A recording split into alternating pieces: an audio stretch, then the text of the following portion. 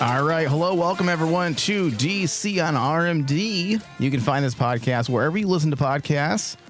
Just search DC on RMD, the Superman and Lois edition. I am Michael Flores. Hello, everyone. And in the studio today with me is Steve and David. Hello, guys. Yo. How's it going, everybody? Steve, welcome back. Thank you, sir. You went away for a little bit. You had the drips. Is that what it was? No, we had the COVID scare. Oh, I thought it was No, chlamydia. it was not chlamydia. No, it was not. Okay. It was the Rona scare. Okay. Rona scare? But it was just a scare. Good. Okay, good. No one died then. No one was even sick, thank Christ. Okay, good. Well, then, you know what? You should have came in on last I week. didn't know. I was trying to be, protective of you guys. He was being a responsible adult. Yeah, I didn't want Responsibility. What is that about? Yeah. All right. So today, I must start with a confession. While I was away at summer camp, I kissed a boy. I just thought I'd throw that out there. Is that why you don't want to hang out anymore? I might be turned on. Yeah, that scene and scenes like those are the reasons why sometimes I quit watching CW shows, because it was so cringe and from a more objective writing perspective, completely out of character for Sarah. But Mike, don't you like the progressiveness? Yes, I do. I do. But I don't like bad writing, David. Yeah. Amen. Yeah. Hey, on the bright side, at least Jordan's character was still on the right path. On point. He was still Jordan, and I think he handled it as any young man would have. As best as he could. Yeah. Yeah. Yeah. So some people may say, Michael, I don't know if it was necessarily out of character, because it looks like they have a new plan for Sarah this season, and it's probably involves with her becoming a lesbian, or at least exploring her sexuality, because we see how they have paired up Natalie along with Sarah. You know what her nickname is in school now, don't you? What, Scissor Queen? Scissoring Sarah. That's a good name. I would definitely go after a young lady with a name like that. Scissoring. Not that young. She has to be legal. Well, yes. I mean, I'm just being respectful. I would call a 45-year-old woman a young lady, because I was raised the right way, Steve. Okay. I don't call women dames or bitches, because I know that's what you like to do. I like dames. I like dames. I've heard Steve call I like dames. When he was doing a review like a couple times last year. You called a couple of and broads. What are you? What are you, like a stand-in for like Dead Man, and you want to talk like a 50s gangster? Yeah, dude. I want to bring it back. Dames and broads. This is a fucking film noir. 1930s PI. I've been watching a lot of Batman animated series. Batman animated series, yeah. All right. So let's get into this episode. We're going to be discussing and breaking down Season 2, Episode 2 of Superman and Lois, The Ties That Bind. So something broke free from beneath the surface of the Earth, and it would seem that Tal Row is and or was aware of what that might be. Do you guys have any additional theories as to who, what it was that broke free from the mine, besides the go-to? I was about to say, Mike, I'm not going. Not deviating. There's no. I mean, let's look to David, the Encyclopedia of DC history here. Who else lives in a cave under the ground? Golem.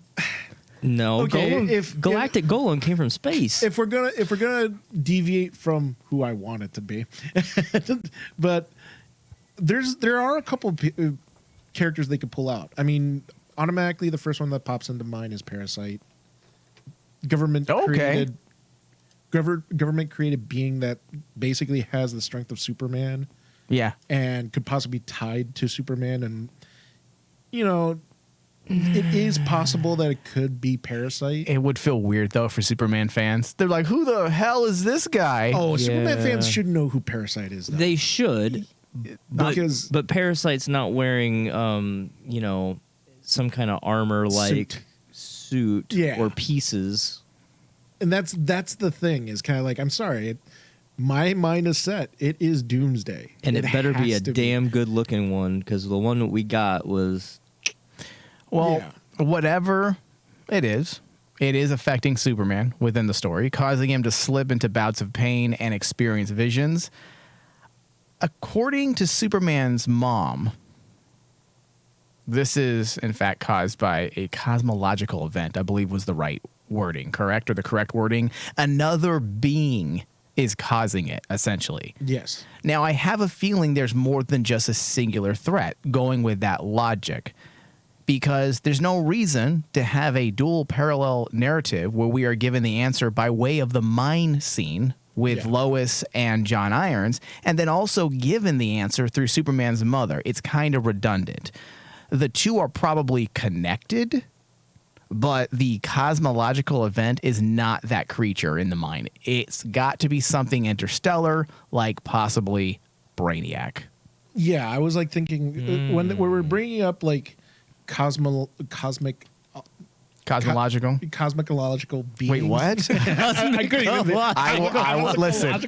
I get tongue tied all the time. People that listen to this show know that, so I will give you that, Dave. But cosmic beings in the DC landscape, Brainiac was the first one that I thought of. Yeah. However, I mean, there are literally dozens. I mean, in recent times, they've had that one character that they introduced that destroyed Krypton in the comics. I think it's Rolzagar or something. Rogozar. Which is, I will say, Dave, is one of the best new villains of the last 5 years that DC has introduced. And that's another character that I was going to mention after Parasite is Rogozar. Oh my God. Because it could be. What if, do you think that's too new to pull? That's the problem. It's a bit too new, and I could see people like, especially some Superman fans, being very split about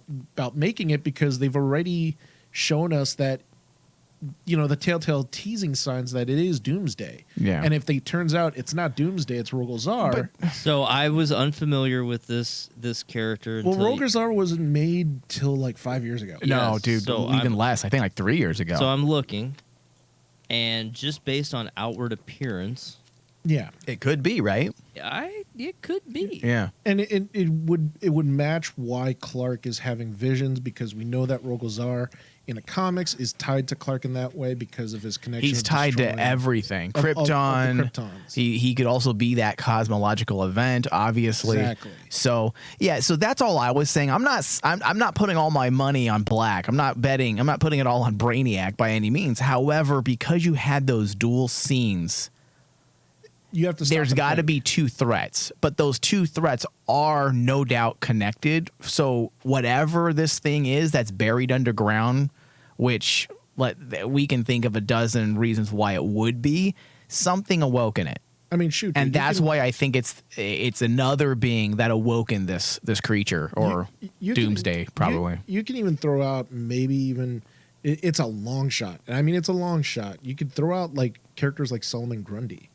It could be Grundy, because Grundy's gigantic. Yeah, and Grundy fought Superman numerous times. He might have a past connection with Superman, and they could play it on that. It could be a giant curveball, and you know, as much as I would like to see a proper Doomsday, this may not be the avenue for a proper Doomsday. But I would give him a little bit of leashed. But it would be cool to kind of see a curveball and bring in something like Grundy or this Zola.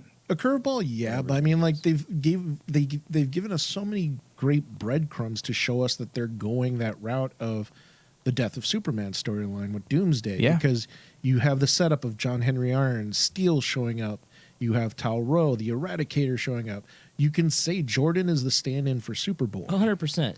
So it's just, is it too soon to introduce a death of this Clark when we're only 2 episodes or we talked about it. In. We talked about it last episode. Yeah. I was kind of seeing it your way, Steve, and David actually did a pretty good job talking me into it. I'll go back and listen. The thing that I am worried about, though, is that last season. But I know we're only 2 episodes in, so I'm not going to get all stressed out yet. We're only 2 episodes in. But last season, they did such a great job not letting us know what's going to happen. We were going back and forth all season long with theories. They even subverted a few of our thoughts, which isn't something CW DC shows are known for doing. They did a lot of, fancy footwork, if you will, to keep us from zeroing in on exactly what they were doing. So far in one episode, everything they set up is so obvious, and a lot of it actually happened already in the second episode. So we're seeing through their writing strategies with only one episode in, and that's making me nervous. And I will say this episode does feel very inferior in the way of script than any episode last season. It felt a little weird, and I don't know. And the fact that this is if this is Doomsday, I'll be a little disappointed, because there should have been a build up to Doomsday. There should have been a warning of a sort, but for them to introduce him in this way, and then we all know, even people who aren't avid Superman fans are like, oh yeah, it's Doomsday. I mean, come on. Well, play with us a bit, tickle the balls. Well, remember the beginning of last season, we all were like speculating the main villain was going to be Lex Luthor. Yeah, because they did the big reveal and but they did, to Mike's point, they did a great job of fancy footwear. Everything that we thought would get turned on its head an episode or two later. We didn't get anything right, I don't think, last season. No, but we started picking pieces where once things happened, we knew who people were. This time around, maybe they're doing it again, and hopefully we think that it's one thing, but that's a good point. That woman at the mine, the mine foreman or whatever, she seems to know what's down there. Who's she? Who's this dame? Yeah, he is not gonna let it go. He's gonna not let it go. I could tell his face, like. On the video, I'm so glad it was on you, because I could see that struggle to make sure that got in. Oh, man. Okay, so Jordan is getting stronger. He actually offered Tal Row some resistance this time. And I will say I am glad that Tal Row is back this season, because they spent so much time last year contrasting and paralleling his life with Clark's. It would feel strange for them just to trash the character after just one episode, because you can use a character like that. Like, I'm not saying we need to have him in every episode. I'm not saying we need to have him in more than 5 episodes. But having a character around like that, in the Rolodex, if you will. You young kids out there have no idea what a Rolodex is, but look it up and you'll immediately know my analogy here. It's like your contacts app, kids. So it can be a character that you put in that Rolodex, and when you need him to help flesh out ideas or emotions about Clark, boom, he's already there. He's already a plot device that no one's going to get mad and throw shit at the wall when it just feels contrived because you needed someone to deliver some information. Now you have that character. And just the way they used him in this episode, it worked. And moving as fast as they did from not quite understanding what's going on with Clark to understanding a little bit about it only was made possible because they utilized a character that was fully established based on last season. Well, and also I really did like the fact they carried on the element that right now Clark, it's not that Clark distrusts the new general. It's just the fact that he's now caught in between wanting to trust them, but also coming to realization that they're doing things without his consent. Well, yeah, he doesn't have the relationship with this dude. He doesn't have the relationship. He will never have it. Yeah. That will never happen. His circumstances with General Lane were obvious as to why they occurred. I'm going to slightly disagree with what Mike said on the fact that we have Tal in the Rolodex. It's simply because I didn't mind how they used him, but we can't be pulling him out of that Rolodex all the time. He can't be a crutch. He can't be a crutch to be like, well, we've got to explain this new thing because, well, yeah, it's absolutely. That would be awful. But no, I'm just saying it's good for character development aspects opposed to exposition. Yeah, in a good writer's hands, because that's the key word right there. Yeah, in a bad writer's hands, it becomes a crutch, right? But if it's in the right writer's hands, having something like that to call on, they can do a lot of great things with it, and that's the biggest that's where I am. I'm kind of in between you and Mike. That sounds sexual. Did you kiss a boy in summer school or summer camp? Well, Mike, what am I? No, but I blew him. Excuse me. I blew a boy. Boy. In summer camp. You're right. That's going to be cut. I do not want that to be a sound drop. I blew a boy. In the right hands, So you're disgusting. right. However, as we were talking before the show,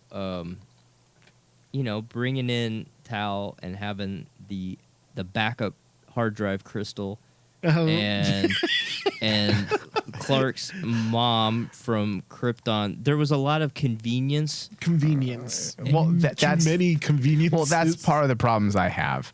So, and we'll get to that in a second, Steve, because you are right. I don't disagree. I struggled with a lot of those things.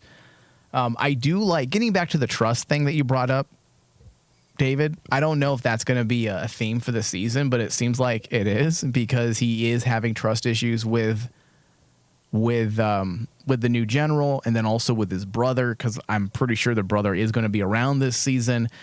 And I don't think he's going to amount to being the big bad or even a true villain. He's going to be an antagonist and a bit of an obstacle. Yeah. But we've already been there, done that. He's not going to be that go-to villain again, at least for a couple seasons or more, if they do, in fact, keep him around that long. But I do like what they have going on with that if they continue to build on the aspect of trust, because that falls a bit into a common Superman trope dealing with trust that poses, questions like, would villain A respond and or act differently if Superman had responded differently? That was one of the beautiful things about Smallville with Lex Luthor. I mean, arguably, you can say that Lex Luthor in Smallville became Lex Luthor because Superman refused to trust him. Yeah. So and also there's been several comic book story arcs that also use those types of ideas for stories. So if they do something like that, it'll be sad to see Clark pushing, Tal Row even further to the dark side, which it did seem like that was happening this episode because of how highly emotional Tal Row is. Mm-hmm. Well, especially in that scene when they both reacted to their mother. That was actually a really cool scene. Well, because it was kind of a mirror image of what we saw Jordan and Jonathan at times, exactly. Not to the same extent or degree, but it's two brothers quarreling and mom stepping in and don't do that to your brother. Yeah. Yeah. There's interesting things they can do with this character if they keep him around, like what they did in this episode by fleshing out the concept of nature versus nurture yet again, an element that we broke down in detail last season. How much is a person's characteristics formed by innate biological factors, genetics, which is a big part when it comes to Kryptonians, or upbringing and life experience? I mean, these are questions we discussed in detail last season in relation to Superman's connection with humanity, having human parents, and being in love with Lois. Yeah. I mean, that was one of the strengths of this episode, was that side-by-side with Tal Row and Superman, because how better do you exemplify the idea of nature versus nurture? I going back to the new general, I think having Tag around and having that connection between Tag and Superman from season 1 could maybe help down the line as it relates to the general, since the general has now recruited Tag to be one of his little minions. That could be a bridge for Clark in terms of that trust with that general. But let's be honest, if I'm that general, why aren't you just offing Tal right now? Why are you even having him? You stepped into this role and you're nervous and concerned about trusting Superman, and you knew what this other Kryptonian did. Why wouldn't you just kill that Kryptonian? There are a lot of logical questions. Well, already in 2 episodes, not logical questions, logical issues. Already in 2 episodes, because that is one of those things, Steve. I thought about the exact same thing. It just doesn't seem fitting with this new character that he would just even let Superman take him out. And I know they gave us that line. I know they gave us that line that General Lane pulled some strings, but General Lane's out of the freaking picture. Yeah, he's retired. Yeah. I don't want to nitpick because if we nitpick this episode to death, there'll be nothing left because the episode is over. That's why I felt that they were really steering the new general character to be a villain, because if you look at his actions within these 2 episodes, number one, he goes behind Superman's back and creates this whole metahuman project that basically to create his own metahumans. Number 2, he steals the symbol of Superman for propaganda for his troops to make his troops look good. Never once did he say, "Oh, I'm putting this emblem on because I understand what it means." No, he understands marketing and advertising. He put it there because people will see the S and automatically think Superman. And in regards with this, I really do. In this episode, I really have now a distrust even for that general even more, because it's kind of like, okay, we know that basically you knew about Tal Row. You just like you said, Steve. Why didn't you off him? Well, because he wanted to use him to make his own Kryptonians. Do you think that's what he's doing? Dude, look what he's doing right now. But he's using his own metahumans. Yeah, but that's not. But you're saying they were created through Tal Row by somehow, like they.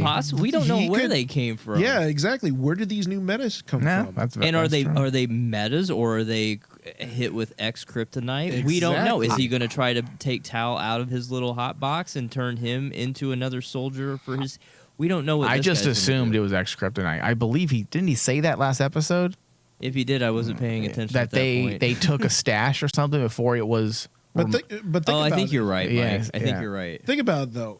Even then, if that is X kryptonite, he is using basically technology that Tal Row uses. Right. So of course he's going to keep him around It's because also, he wants that information. It's a little contradictory too from last season, because if they felt like it was unethical for Tal Row to use X kryptonite to create super beings, now suddenly the DoD is doing the exact same thing. Now, here's the thing. It is a government branch, and we know the government will absolutely do that.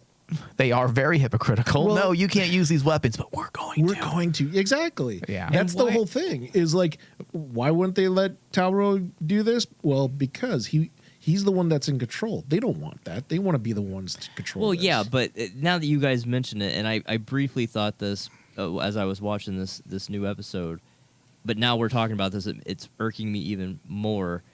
We had a town full of X kryptonite that had a big ass problem, and we dealt with the mine of kryptonite, and now we're just going to allow this new group of people to come in and keep dicking with the mining. What are you doing? Okay, so they are subcontractors, I believe is what they said, that are removing it from the mine for the government.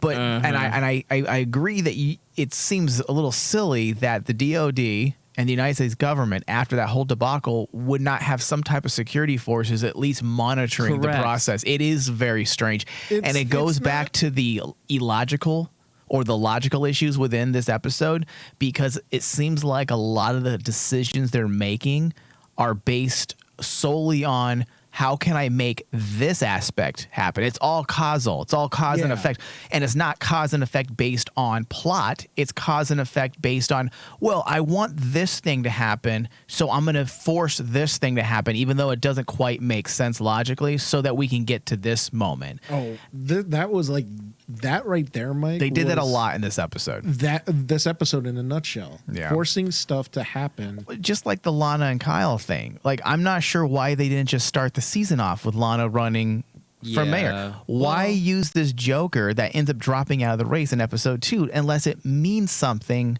for the episode? Exactly. We already knew Lana was going to be mayor. Last season, it made sense. We talked about it in depth that this is what they're doing with their character, and then they throw in this guy for what? Just so they can give Lana some story in an episode? They just snoked him. That was the thing. They did. They basically introduced the character that me and don't ever say that again. Me and you, Mike, were talking about like, this could be an interesting dynamic. This guy going against Lana, and at the very end of the season, Lana wins out and becomes the mayor, and it's a big story arc for her. Yeah. And then they cut it. And they just ended it.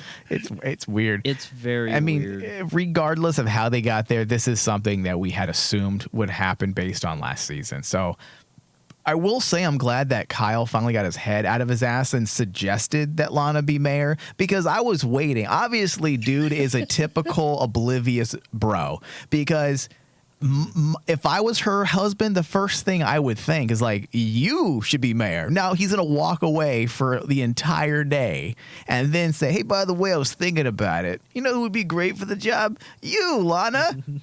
No, Steve, I told Mike, and it hurt his soul. You know who Kyle is supposed to turn into, right? No, jeez. All he needs to turn into is become a security guard. And then he becomes the character from Superman 3. He's there, dye his hair and give him some more booze. He doesn't need to dye his hair. Just Please. become a security guard. Yeah, Okay. well, something needs to happen, because I don't think I've ever witnessed a more useless character on television. Dude can't even fix a car that a 14-year-old girl fixed by simply cleaning the carburetor. Oh my God, dude! And he's been working on it. Sarah said for a year. For a year. And I was like, wow, this character is what just exactly an is he idiot. good at? Is Is there anything he's good at? So now, in fairness to Kyle, I've been seeing some videos on Instagram of late where wives are walking in on their husbands who are claiming to have been working on the plumbing or the house, and all the husbands are doing is drinking beer and running a drill and then Yeah. hitting a hammer on the counter. Maybe that's what Kyle does. He just What a goes to bunch the of garage pussies. and he's like, I got to work on the car, and he's just out there drinking and like just That's- hammering. Well, random Kyle is listen, I would. That's even When you more have a ammo, wife like Lana, Steve. you're never going to do something like that. You're just gonna why would you want to be away from her? Just have like 62 kids because Yeah. you're plowing field all the time. Lana, you ain't gonna have time to be mayor, if you know what I mean. Unless you're gonna be a Pregs mayor, Prego. It's okay. Yeah. Don't worry. See, you're just giving more ammo, Steve, for my theory that basically Kyle turns into the, that I forgot the character's name too. Yeah. Brad. Brad. Turns into Brad from Superman 3. Brad. And then we have Gus Gorman show up. You sold me. Yeah. I have to wonder though, going back to the kryptonite, is the X kryptonite just going to be our MacGuffin for this series? It And are we feels just going like to it. turn Yes. this into a Smallville Yes, reunion? of course they're gonna do that.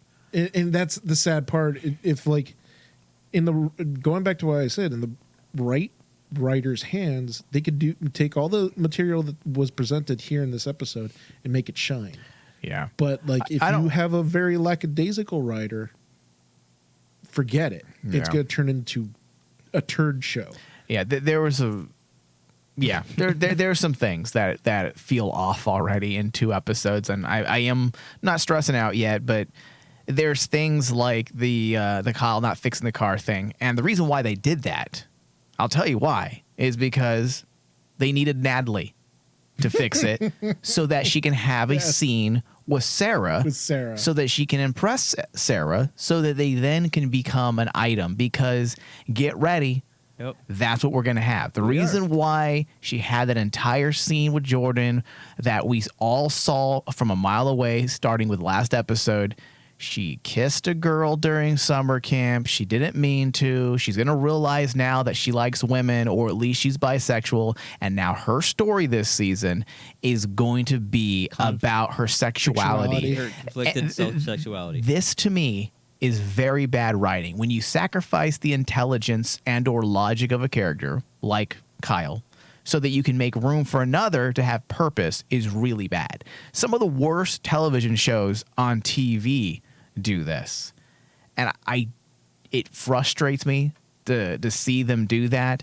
And the thing with Sarah really bothers me because it breaks her character. It breaks her character. If you just anyone can realize that it's completely out of character based on everything we saw last season. And if this is the only story you can give to this actor, that's terrible. Last season, you had the story about a girl who was trying to figure out, and maybe they can connect her sexuality to this. It would feel very contrived, but it would work. You have a girl who was very deeply depressed. Mm-hmm. She was seeing a psychiatrist. And on medication. She was on medication. I believe she even attempted suicide, they had said. So you give her this complicated story last season that required acting, and you gave her something that is a overused story on the CW. Here, Never mind the deep layers that we gave you last season. We're going to do a lesbian story, and the entire thing is going to be about you being a lesbian. That's your story now. Thank you. Well, how insulting is that, first off, to lesbian people, LGBT? The fact that in order for you to have a lesbian in your show, they have to talk about sex, and everything about their story has to be about their sexuality. Yeah. When someone's sexuality is a very small percentage of who they really are. So let's take it a step further. Not only are we going to inject this character's new sexual orientation, we're going to rest it on top of having been suicidal on medication and depressed, as if you have like the recipe. Yeah. You know what I mean? Like it's a slap in the face on multiple levels to even do it. And then the way that Natalie handled it when Jordan asked, hey, have you talked to Sarah? I haven't talked. She won't text me back. And she's like, he says, is something wrong? Is she mad or something? And she goes, well, why don't you ask her yourself? She's outside on the porch. And it's almost like she knew, I'm coming between you two. I'm sowing seeds. Like, you should go talk to her because I'm going to steal your chick. And it's like, what? It's like, wow. She all goes in there. Hey, Jordan, guess what I call her? I call her Scissoring Sarah. Scissoring Sarah. She's mine. Steve, don't say that, because it really does feel like that's the direction they're going. I think and they what are. we're going to end up getting is we're going to get Jordan's going to be depressed. It's going to be woe is me, and we're going to slowly devolve into typical CW immature melodrama. Now, not that it would absolve everything we just said, where it could help Jordan's character to go through that. Since we saw his powers really starting to amp up, he was able to take some blows against Tal. Blows. Yeah, okay, that's a good one. Like you kissed a girl. Well, I blew my uncle. I blew my uncle. No, but he landed some blows. He took some hits. He hit him with the laser eyes and all that. This could be a force to really bring out his powers out of fear, anger, frustration, what have you, which would set him up to be helpful if it is Doomsday. We do need to bring the four soups together to take him on. Well, that's why also going back to, now that I think about it, bringing in Tal Row, you're stacking the deck. And that's what me and Mike were discussing it in our last episode about how, in my opinion, at this point, if it is Doomsday, and I feel that it is, you have to stack the deck, because Doomsday is one of those characters in the DC landscape that when he shows up, he murders everybody. The only person that's allowed to defeat Doomsday is Superman. He's like the last line of defense. That's the person that it comes down to. Everybody else that tries to stand up to Doomsday gets murdered. But he can't murder the other three Supermen in this case. But he has to beat the crap out of them. That's the thing. He does. You have to set up that idea that Cal has to feel like his back's against the wall against Doomsday. And sacrificing himself. Exactly. Yeah. I mean, in the last episode when we discussed about episode 1, I threw it out there that I think Jordan will try to take on Doomsday. Of course. Doomsday's going to wreck him, and then Cal's going to say, oh my God, I have to sacrifice myself to save my son. Yeah. Because he's not just going to stand there and let Doomsday murder him. He's excuse me, can I sacrifice Kyle instead? But now take it even further. Can you imagine the moment that basically, say, Tal Row is brought into this conflict? Yeah. And Cal has to watch his brother get killed by Doomsday. See, and I'm okay with that. Yeah, because that's what I was saying. I don't think Tal Row is necessarily bad. Tal Row is almost like a nationalist, just like Zod was. Oh, 100%. And 100%. he doesn't support the killing of Kryptonians. So if something comes in the way of, he refused to kill Superman last season. Yeah. So you think he's going to let something kill Superman? That's why I do feel like we have the ingredients of something pretty good between Superman and Tal Row. Imagine, having this shaky relationship that you can't quite trust each other, but you also know that you're not going to kill each other. So, hey, let's work together because we need to. Otherwise, we're going to die. We're going to die. So that could work if we get there. But going to your point, Mike, about how this episode felt CW, and you mentioned it off air, and I just double checked it to make sure. Maybe that I don't want this right. on the air, Dave. So stupid. Go ahead. Well, I think it needs to be pointed out.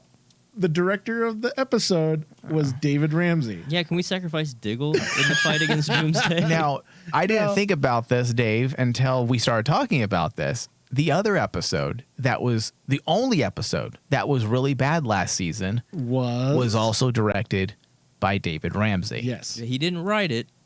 So He didn't. That's fair. But maybe they're giving him the shitty scripts too. They're like, "Fuck yeah, David can direct this one." you know what this show needs? Sacrifice it. This show needs Kev Smith. No, it doesn't. No, it doesn't. Please, no. No. Why would you put that type of evil on this show? He'll save Have it. you seen his Superman ideas? He'll save it. No. No. Jesus. now Mike's just traumatized thinking about it. Well, it can't be any worse than Diggle. But But you are right, Dave. The Diggle thing might be part of the problem. He doesn't seem like he's a great director. He's an awesome actor, but doesn't mean he's a great director because this episode did have directing issues. For example, why did when Superman falls into pain, why are we not focusing on him enough? Like, we don't see any reaction. His son is being strangled by his uncle, and we have no reaction of him. We're not seeing his face. We get a wide shot and a medium shot of him huddled over. Why are we not getting something more intense? I felt like there was just a lot of disconnection as well from our characters. The chosen shots and the things that they were doing to interact with each other was just off. Yeah, the cinematography in this one was down. Because there were times when I'm like going, in any other episode, you would see like those moments where they just cut in really quick and make it a character moment of focusing on like a perilous moment for a character, right? But throughout this entire episode, you have these moments go past because the cinematographer decides, nah, I'm going to go the easy way route, and we're just going to do a wide shot. Well, and that's also up to the director usually, at least for yeah. And then that, unfortunately, if you look at like the formula of the directing and the shot selection in this episode, it is very CW-ish. Yeah, so we'll see. Hopefully, it all comes together. So but I'm hoping, like we did on a couple of these other shows, they don't release in advance too much in the way of episode titles or the writer or the director. They're usually only maybe 1 or 2 episodes ahead of that. So I'm looking at it right now, seeing if there's any of those episodes that were really standout, amazing episodes from season 1 where we were like over the moon. If any of those are going to start popping up, those names will start popping up in season 2 as writers and or directors. And so far, Gregory Smith as a director is a name that's popping up a couple times this season. So that's what I'm going to keep my eye on. Are we getting the definitely. same talent coming back to bring that A game? Well, from what I see in the wiki that they have here, the breakdown, David Ramsey has this episode and then the next episode, and it's the same writing team. Because, are you sure about that? I'm seeing Gregory Smith on this episode 3. I got Gregory Smith going into episode 4. Oh. Because like he's going to do episode 4, and then you have Melissa episode Hickey. 4 is titled Doomsday. That'd be awful. No, it's literally called The Thing in the Mines. No, you're right. Yeah. That's what it's called, The Thing in the Mines. And basically on the Superman wiki, it actually shows David Ramsey is actually the one that's directing it. Okay. And then after that, then you have Melissa Hickey. See, that's a good point, Steve and David. Like, that's what we need to focus on. Like, making sure that we're getting the same writing team. Maybe there was a change out for whatever reason, so. Be really sad if it was. Yeah. There was a consistent thread last season for the most part. It wasn't the same people every time around, but there was 6 or so names that they just kind of rotated around here and there across the season, and those names are popping up this season as well. Did you say dames or names? Names. Oh, I could. There's some dames in there too. It's like Jesus did again. it's just, maybe sometimes it comes down to the combination of those people, Oh, for sure. Yeah. All right, quick live read. Get more DC and RMD content by pledging to our Patreon page. This year, we've got a wide variety of DC content planned for Patreon subscribers, so don't miss out. Head over to patreon.com/RainmanDigital and pledge a minimum of $5 a month, and you will gain access to our podcast and behind-the-scenes tiers. If you like our shows, get more of what you like, go to patreon.com/RainmanDigital. Okay, so it is quite clear that we struggled a bit with this episode. I wasn't sure going into tonight's show if you guys were going to end up being on the same page as me. I was kind of hoping you were not, and you could talk me off the ledge. The costumes for the new DoD Superman looks like it was an idea from the Arrowverse art department, or I should say the rejected ideas, and that's saying something. The plot was sparse at best. Nothing happened that we didn't already know or suspect. There are things that are so obvious. Sarah cheating on Jordan, the douche kid on steroids. I mean, we know what that's going to be. He's probably going to have some type of X-kryptonite. There's just so many things that are glaring. The DOD, issues with them. There's inconsistencies. It's all things we've seen before and know exactly what's going to happen. Natalie and Sarah. Yeah. I hate to say it, but that it's all aiming towards that. So the strength for me is the Tal Row scenes. The whole nurture thing is always good. This is someone that had zero nurture. Even the way he was conceived was void of care. This is something about Superman that has always interested me. This is something that you and I, David, have talked about a lot, the Kryptonians' use of eugenics.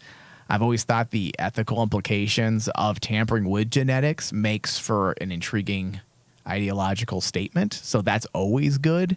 I really feel like that should be more of a focus, something deep like that. But it is nice when they bring it back. But overall, I struggled with this episode, and I'm going to give it a 65% on the RMD score. Steve? Yeah, I hate to say it, gentlemen, I'm going 60. I was very, very disappointed in this episode, unfortunately. It's not that it was all bad. There was glimmers, but it was not what I was... It's a little sad, right? Like, it makes you feel a little dopey, like... mopey, I should say, not dopey. Yeah, it makes me a little mopey, and I think what really underscored it on this episode for me in particular, and I knew this going into season 2 because they talked about some costume changes, and since I wasn't here last week, one thing I noticed was Clark, the actor playing Clark, can't remember his name off the top of my head. He has shed some muscle this season. Did he? He did. And I saw an article on this. He is now wearing more of a muscle suit, and there was some shots in the first episode, if you go back and watch, where the suit was just wrinkling weird and wearing weird because it's over top of a muscle suit. And then when he's in Clark, he's very thinned out compared to season 1. And it's just too much work to work out. It's like he's like, you know what? 1 year is enough for me. Yeah, and so going into this episode, knowing that they have a new suit, I really paid attention to his shoulders looked off. His shoulders, but the S is different this time around. Actually, I noticed it in this that episode. bothered me, and so to your mopey comment, Mike, that S not being as impactful. It took away my hope. I was so on board until you said that. But that's what it means. All right, Dave, what about you? Will you go lower or higher? I'm actually in between both of you. Again. Okay, simmer down, Sarah. but I'm at actually a 63 with this episode. It is worse than in season 1. Yes. I rated the Man of Steel. I think it was the Man of Steel. That's the one that David Ramsey did. Let's see the here. lowest one. It was episode 12, and the lowest we went last year was 83%, and that was 83? me. 83. The lowest score David you gave last year was 84, and the lowest score that Steve gave all year last season was 84. Yeah, I know the 84 was because of Man of Steel. That was the David Ramsey one. This is a little scary. And this is the one that basically is worse than that. This by far, this was worse. Yeah. This is the one that basically had the most red flags for me. They really did. And that's why it dropped to a 62. Because like I'm like going, the direction was terrible. You can only name one positive thing that happened, and the only thing that made me giddy was I want to see Doomsday. You know, we're not the only ones, right? I was looking it up earlier today. I didn't look, yeah. And I usually never look things up until after I have expressed my opinion fully and have written it down, because I don't want to be skewed. So I was curious to see if I was just being a Superman baby. And last season, this show was critically acclaimed amongst regular critics, not geek sites. Regular television critics were like, this is a home run series. Mm-hmm. And sure enough, a lot of the big trades dropped their reviews of this episode, and they're shitting on it. So it's not just us. If you think about it, too, I think the one thing that I noticed about this episode, they veered away from the strength of the show. Because the strength of the show is Clark, Lois, John, and the family dynamic. And we didn't get any of that in this episode. There's no family. There's no family here. There's no family. I mean, like, Clark, you would expect Lois to be dealing with her family, but instead she's with Chrissy dealing with the mind. Well, they are setting things up. I mean, they have the idea of the extended family now with John and Ned, and then they have the issue of Lois and her sister now, and but lawsuit. The strength of the show, honestly, it's that nuclear family status. And we had it a lot last episode with Lois dealing with what she was dealing with, which was really powerful. And it's like a light switch got flipped. Mm-hmm. The atomic family just disappeared. Poof. David Ramsey's like going, nah, this doesn't work in CW verse. Yeah, click. He must be a child of divorce. Wow. I feel bad though, because I've talked this series up for season 1 to a plethora of people. So have I. And told them, like, guys, like, no bullshit. Like, this is a really good Superman story. And, you know, God help them if they get to season 2. I don't want to, scream or cry that the sky is falling just yet. We are 2 episodes in, but as we have expressed numerous times already, there are some obvious writing errors when it comes to the setup. Writing and directing. Already. The first 2 episodes of your season are always so important because that's your setup. And there was really nothing new in this episode. If you took out all the fluff, you would be left with maybe 5 minutes of actual story. Yes. Mm-hmm. So maybe we need an extended cut. Oh, I think CW has that. So stupid. All right. We do need to bring this show to a close. I want to thank everyone for listening. We will be back, and hopefully a lot more positive with our episode discussion for episode 3. And don't forget, or if you don't know, we are broadcasting live all year long on Twitch. And starting in February, we will be back on our RM channel 001 that's available on TuneIn, Apple Radio, as well as numerous other places. I don't have that information right now. So we will be live regularly. So be happy, right? Unlike me. We're gonna try. All right. Later. Bye-bye.